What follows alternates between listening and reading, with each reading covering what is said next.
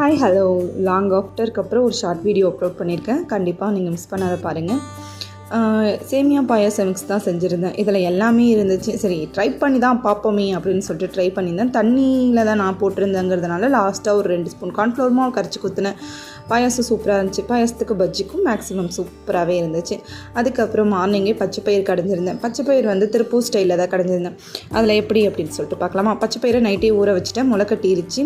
முளைக்கட்டின பச்சைப்பயிரை நல்லா வேக வச்சு எடுத்துக்கணும். அதில் ஜீரகம், தக்காளி, வெங்காயம் எல்லாத்தையும் ஒட்டுக்கா போட்டு நல்லா வேக வச்சதுக்கப்புறம் லாஸ்ட்டாக எடுத்து வரமிளகா, மல்லி அதெல்லாம் போட்டு நம்ம தாளித்து கொட்டினோம்னா சூப்பரான பச்சைப்பயிர் கடையல் ரெடி.